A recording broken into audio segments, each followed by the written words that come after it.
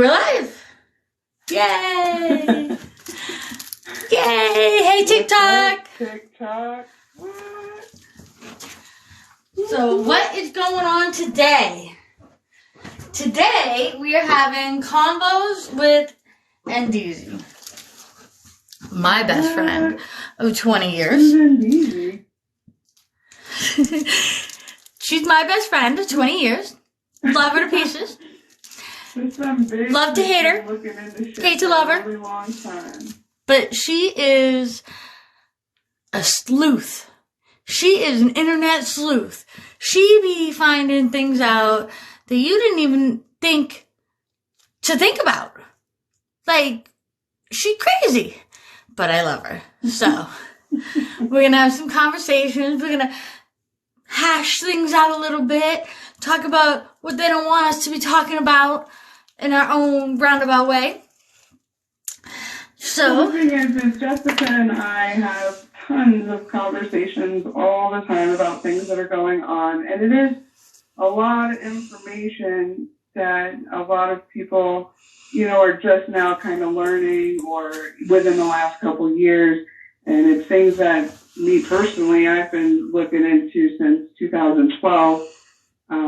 Even earlier, I would look into like symbolism and things before that, but shit, I've been kind of awake since a kid. I remember saying to my dad, Jessica, I was in grade school, and I said, why is it you go to work 9 to 5 every day, and I go to school, and if I don't, you go to jail? Who makes these rules? Why do we got to live by these rules? So even as a kid, I never watched media. It always made me feel real, fear.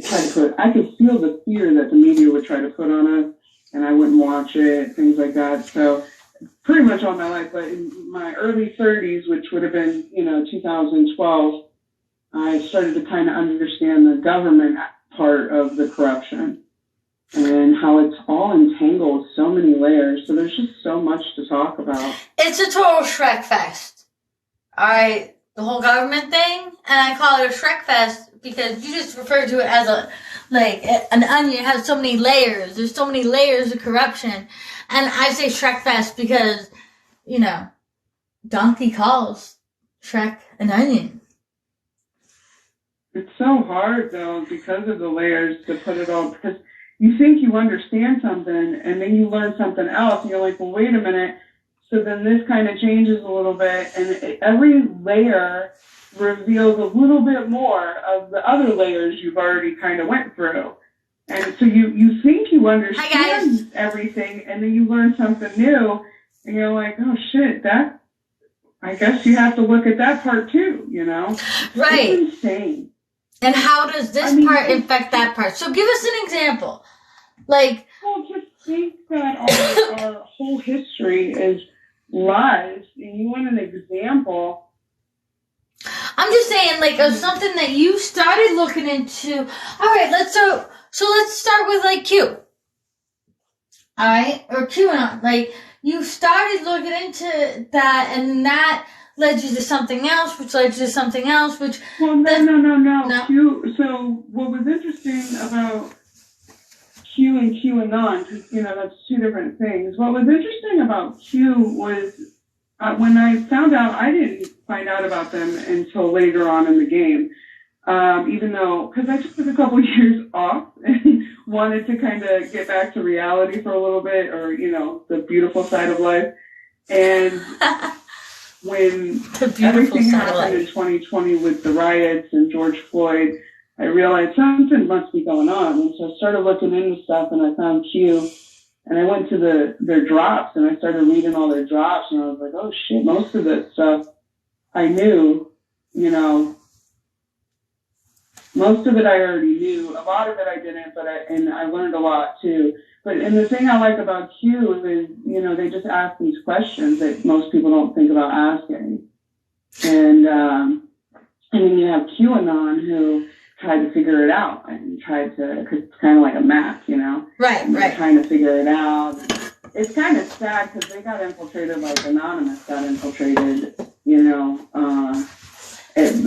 they started to look like make us look like quacks with some of the theories they would purposely push out there. They had, lots of accounts that would just push this bull crap, and it made it look like a movement that was not worth, and it's kind of sad because there's a lot of information. If you look at Q for what Q is, you go to the drops, you read the information, they ask questions. The questions, you find the answers on government websites and stuff. So no matter how hard anybody tries to push this narrative like QAnons are a bunch of quacks, it's like we're quack. You're going to find the answers too.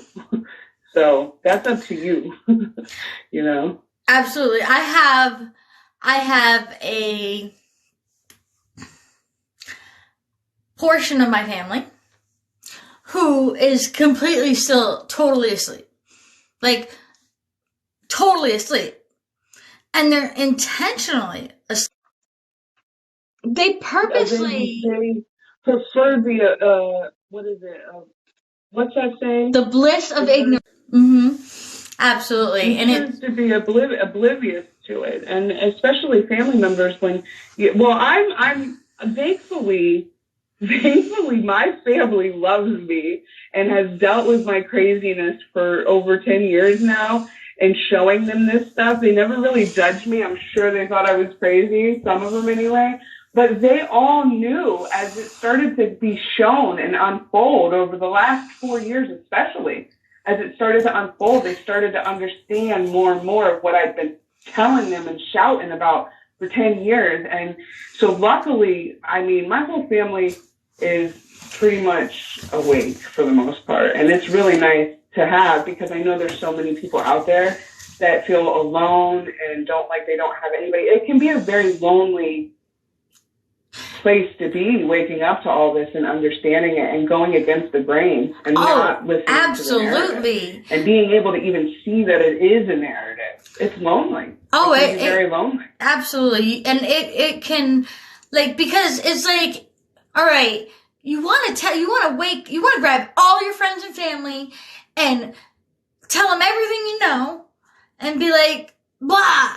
It's almost like you have so much to tell these people, and it doesn't matter if you start with the smallest thing. As soon as it doesn't fit or as soon as it becomes uncomfortable for them. If it becomes uncomfortable in the slightest way, they lose concentration, they lose belief in you, they immediately start blocking you out, and that can be very, disheartening and make you want to feel like, oh man, I shouldn't talk about this to anyone. I shouldn't, I should just keep my mouth shut, because otherwise I'm not gonna be able to even sit down and have dinner with my family. And it's like, I want to take this family member and shake them to wake them up. Yeah. And there are so many people I know. And we love them, and we don't want them to be duped anymore. That's really what it comes down to, is we know that we're being duped. And, for me personally, I know as an individual, I can't stand being duped, right? That gets under my skin so badly. And I don't want others to get duped. I care about everybody that is on the good side, basically. I don't care if you want to call yourself a Republican, a Democrat. It's not, that shit doesn't, labels and all the categorizing yourself, that doesn't matter. At the end of the day, we're humans on a planet in the middle of the universe. And you either want to not harm people and not take bribes to harm people, or you do.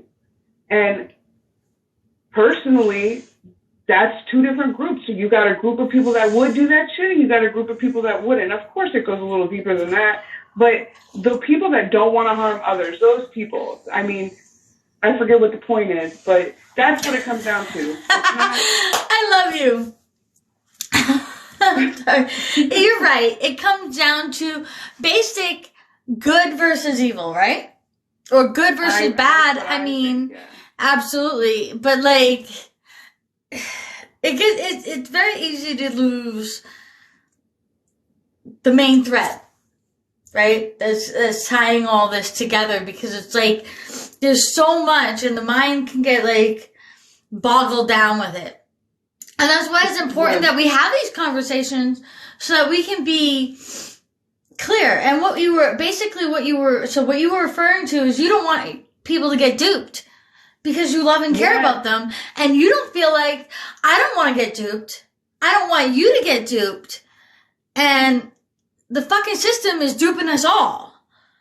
But more importantly, the kids involved. You know, I don't want to get to the topic because it really it breaks my heart. But, you know, that's what my fight's been about all the time is kids, because I've known that this shit's going on and I don't know what fit. So what I can do is try to make others aware of this kind of stuff. I have posts from before President Trump was even talking about stopping sex trafficking, years before he was even talking about running for president. Like, I had posts and with my words saying, like, this is what's happening to these kids. Mm-hmm. And yeah, like, I might sound crazy, but like, if you look into this, you can draw your own conclusions trying to just... Have you heard about that town in Manchester, England? It's in England, called Manchester, England, where the police force had something like 90-something people lined up. 90 people raped the same child. 90 men had raped the same child who was in the hospital. Okay. No, I didn't. And those are, I don't... It was a whole document series about it. But what I'm trying to get to is the corruption of it, right? Where the police had come up with 90 different people. DNA got you dead to rights, right? And like, apparently they dropped the whole case because most of those people were Arab. And so, like, there's a real big fear. Like, you know how people in America, you're terrified to be called a racist or to be looked at like a racist. Most of us are not racist. We just are scared to be thought of as racist, which is ridiculous. Well, actually, you know, honestly, I agree that most of us don't want to harm anybody based on their skin color or things like this. But I think there are a lot of people that say things that is really kind of ignorant, and they shouldn't say these stupid things. And it is kind of comes from back then. However, I believe there's a lot of people that say these things, but would also step up and say, you know, what are you doing? Like before George Floyd, that for my whole life, if anybody was being picked on, regardless of their race, and if it was because of racism, it's even more. I would be like, well, yo, hell yeah, right? Like and speak out. This is nothing. So there's two sides. There's a lot of different things to look at when it comes to this stuff. It's something that needs to be talked about more, but with like in a civilized way, without the media saying hate this person or hate that person. The media, you know, it's crazy because we coexist just fine most of the time, right? Yep. We go to the same schools. We do these things for years now. We grew up, I grew up personally in South Florida, so it's a little bit different for me. But if you go to Georgia or Louisiana, there's still segregated areas. And it's like, what the freak? You know, like, that's not okay. So I understand that both sides of this.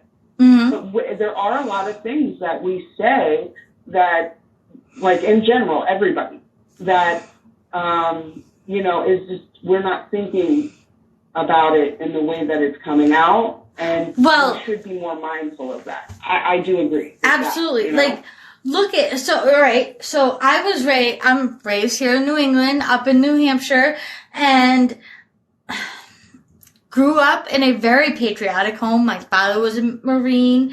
We had, you know, the American flag, a flagpole in our front yard, the American flag, the POW flag, the Marine flag in our front yard. We grew up very patriotic, almost indoctrinated. But I also thought I love everybody. You know what I mean? I don't care.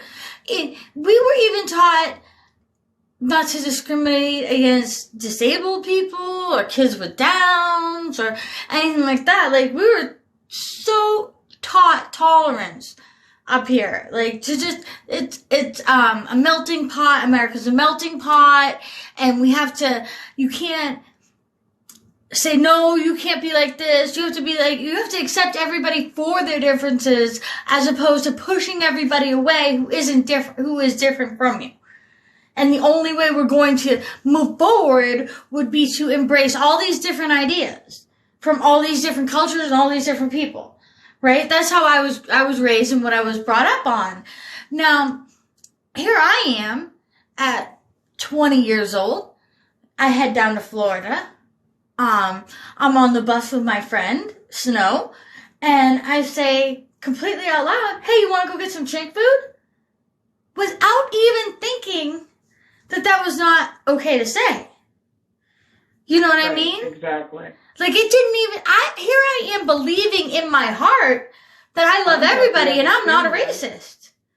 I'm just not. That's the thing, is it's something that comes from, so if you look at like 40 years before us, and this is normal for them to say these things. It's normal, and it's acceptable, and we grow up hearing it, and then we think it's acceptable, and we say these things and not even think about what it could literally be insulting somebody, you know? And it's things like that we should be mindful of.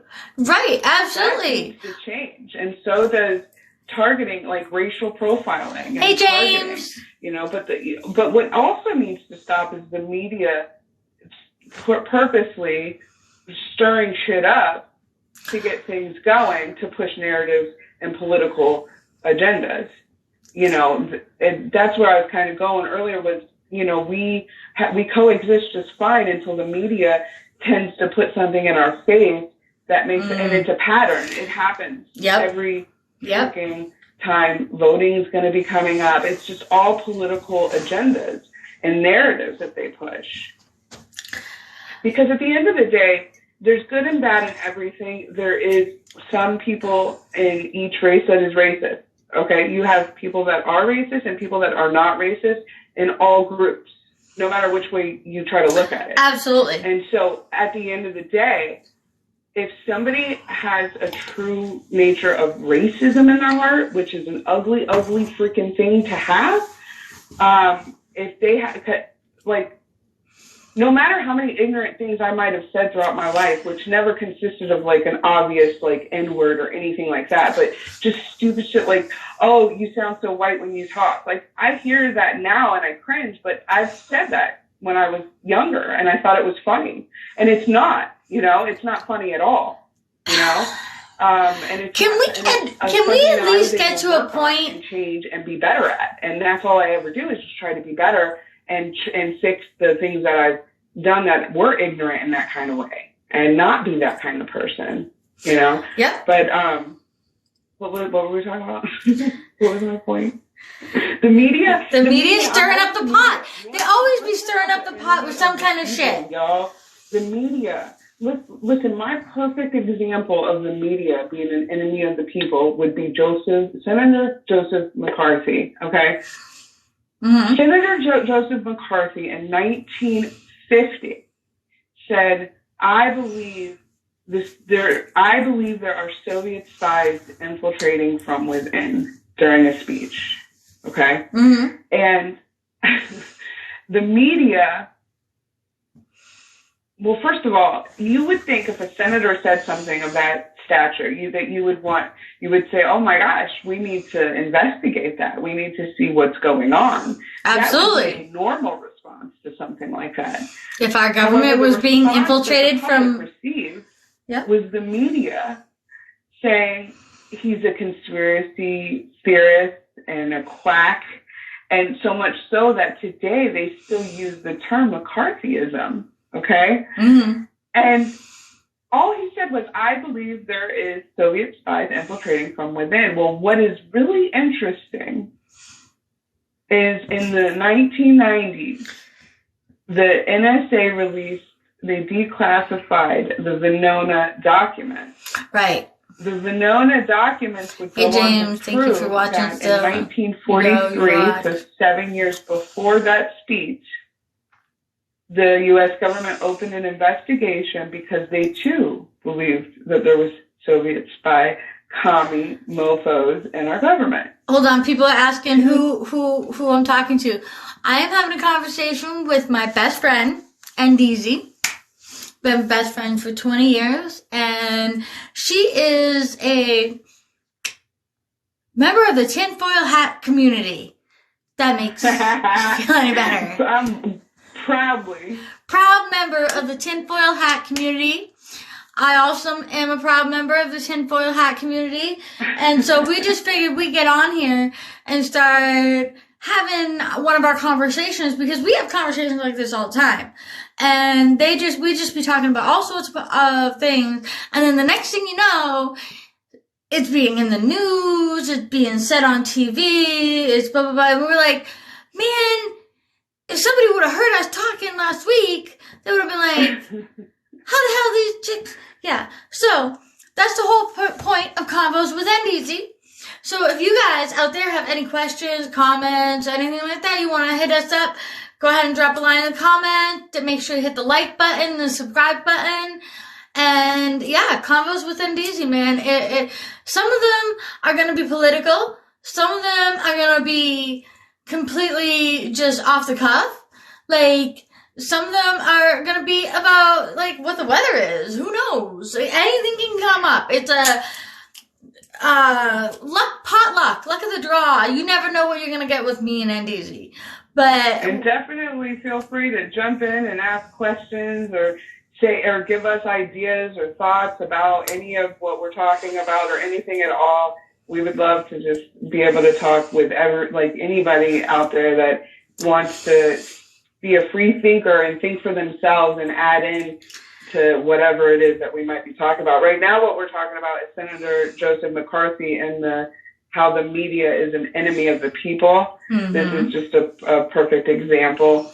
So what I was saying is in 1943, 7 years before Senator Joseph McCarthy's speech, he said, fucking McCarthy. Or we found out in the 1990s when the NSA declassified documents, the Venona documents, we found out that the U.S. government had started an investigation. And then 2 years after the investigation started, they decoded a name of a Soviet spy over here, and the decoded name was liberal. I mean, you can't make this shit up. You can't. This is all declassified now. You can go look up on the NSA website for the Venona documents. It's V like Victor, ENONA. And then, so this is 5 years before Joseph McCarthy said this, that they had already found out that was true. There was Soviet spies infiltrating from within. So the question is, who is the media working for? Because the media, for some reason or another, took it upon themselves to make this guy look like a conspiracy theorist quack that nobody should ever listen to. Right. And now anybody who comes out with anything that is against the media narrative, they label as a conspiracy theorist. I mean, that's right. As such a pattern. McCarthyist. Right? I'm sorry, what? As a McCarthyist. McCarthyism, I don't know what McCarthyism. However they say it. Let's just say that. I mean, it is what it is, right? McCarthyism. So the thing that you gotta ask yourself is like, who was the media taking their orders from to make this man look that way to the American people, when really the American people should have been listening to the senator, and because they were investigating it. But, so like, who is the media working for and taking them orders to make this guy look like this? That's not done on accident. That's very, very I can't deliberate. Think of the word. Like, it's obvious that it's being pushed on purpose that way. And if you look at it over time, there's several Thank you for the likes, examples James. like You rocks. that they've, put these narratives in our faces, man. It's terrible. It is. It's. They put fear in the people. They constantly want people in fear. And that's why that leads into the spiritual war side of things.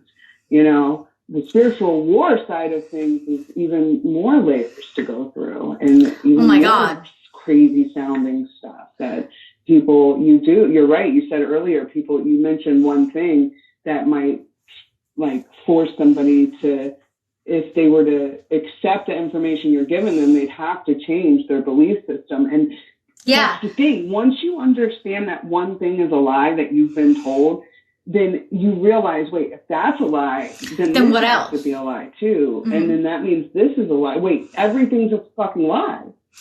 And then you try to tell people everything's a fucking lie, and they're like, you're nuts.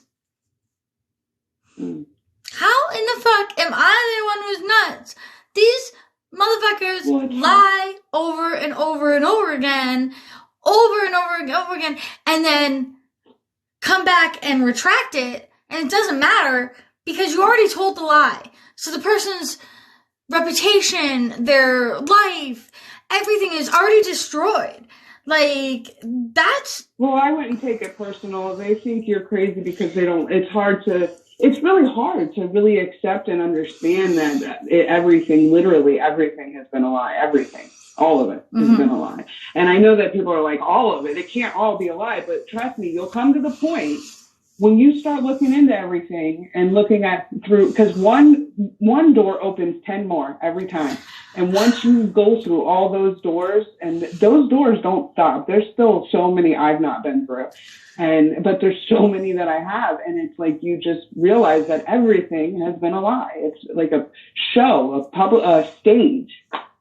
The whole thing is a stage, the world stage, like Shakespeare said. Nancy Pelosi said it's best you smear somebody, the smear gets reported, and then it comes into factual.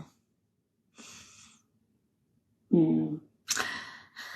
Well, Nancy Pelosi crazy is when Trump was batshit crazy in 2016. All the newspaper outlets had, or whatever, they had thanks, Shane, all put out headlines comparing President Trump to McCarthyism. I mean, that's just another narrative push. You know, look at what he did. Yep. No new wars were started under Trump. If you look at the man's policies and executive orders and what he actually did for America. Hold on, wait a second. I feel like there was one war that was started under Trump. And it was a war on the fucking citizens of this damn country. Well, what I mean is, he didn't start any, you know how we go and intervene in all these countries, you know, like how we intervened in Libya. I'm sitting in my room using the quoted to intervene, you know, quoted intervened.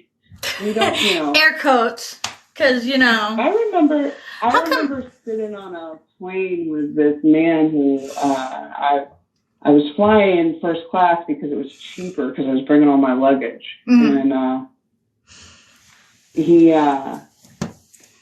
sat down next to me and he's like, "You fly a lot?" And I was like, "No, I fucking help it. I hate flying."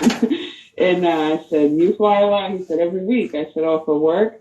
He said, "Yeah." I said, "What do you do?" He said, "I move bombs and explosives." And I said, "You might not want to say that, bro." And he's like, "Oh, no, it's okay. I work for the DOD." And I'm like, "Oh, of course you do." Mm-hmm. Because you guys have no idea how many people have come into my life that it's like, I don't know. I don't even know. Like, there's been a lot of people that work for agencies and stuff and I'm just like, I worked at a hotel for 2 years, and one full year somebody was staying there and would talk to me all the time. And 6 months in, I realized that he worked for the NSA, and I'm just like, oh, okay, that's cute. So anyway, I'm on the airplane, and this guy's trying to absolutely, James.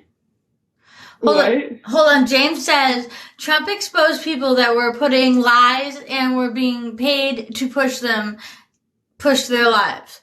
Absolutely. He exposed the fact that we were being lied to, and every time he exposed a lie, the media would lose their minds. And they would be like, the media also twisted his words all the time. If you listen to his speeches directly, you got a whole different message than what the media was trying to say. He said it was crazy. It's crazy. Mm-hmm. Absolutely. But yeah, everybody loved him before he ran for president. Everybody loved him. They all wanted to be Donald Trump's friend. And then he gets in and he says, I'm going to put a stop to sex trafficking, and everybody hates them. All they do is just badmouth him constantly. I mean, you're absolutely correct. These same liberals. It did not stop him. No. Huh? These same liberals sat there and watched that show. I'm not going to say it because I don't have the rights, but they watched Trump for years. And the show was about to get canceled. Remember? And the fandom was like, oh, no. We love Trump. And it kept the show going. Right? And then he decides to run for office, and those same freaking liberals who watched him in that show every night, or every week, or whatever it was, now they can't stand him. That's a blanket statement. You can't say all liberals watch that show. Not that you are saying that, but yeah, you're right. You're right. You got me. One, I don't really want to look at people like, oh, you're a liberal. Okay, I don't want to discuss people and their beliefs, because everybody's on their own path at their own pace. They have to be shown in some way or form. They'll either see it through the news, like some people end up on the news and being made to look like this person they're not, and then they start to see it. Some people, it's all kinds of different ways that people start to wake up to it. So one, it's like, I just want to talk about, like, not specifically people, because we have to get out of this mindset of blaming each other and really put the blame towards the actual people that are causing this. And in order to get out of that and get to the real problem, the root of the problem, we have to stop talking about, each other, regardless of what we consider ourselves. Yeah, absolutely. And that goes, even if you're a man and you want to consider yourself a woman, go ahead. I don't give a shit. You're not affecting my life. And most people, I think, feel that way. But the way that we keep pushing everything in people's faces, that's what's making people sick of it and not want to, accept shit. Because otherwise, we're all working and going on with our lives every day. So stop it. Exactly. Okay, I can agree with you there completely. Men on women's, they're taking women's rights away by doing that. Like, what woman is going to want to compete if they're competing against men? We all know what a man and a woman is. And if you're a coach, all right, but Trump said this, and he's absolutely right, in my opinion. If you're a coach, all right, and you want to win, and it's now okay to have transgenders on your team, and that they're gonna win more likely. You have a better chance of winning if you have a few boys on the team, right? Mm-hmm. So you're right. It takes away the fairness for all women out there, and then it takes away the fairness for the coaches. Any man that was born a man that wants to go compete against women is a coward, in my opinion. Now, my opinion don't mean shit, okay? Because it's just that. It's my opinion. But I think there's a lot of people that agree. If you are a man, if you were born a man, you know that you are most likely going to be stronger in a lot of ways than most women. And not that that's always the case, but that a lot of the time, is the majority of the time is the case. So you as a man want to go compete against a woman. What does that really say about you? Just because you think you're a woman, just go ahead. Think you're a woman, dress like a woman, be like a woman. Nobody cares. Nobody, do what you want to do, but don't put yourself out there like a victim and then go and compete against girls to win something. Like, wait, you need my charger? I need the charger that you took from my side. I don't know. That's why I try to stay out of the opinionated type of stuff, because we all have opinions, right? We all see, you know, a lot of different ways. There's no two people in the world that agree on everything 100%. There's not. And so we all have opinions. And No,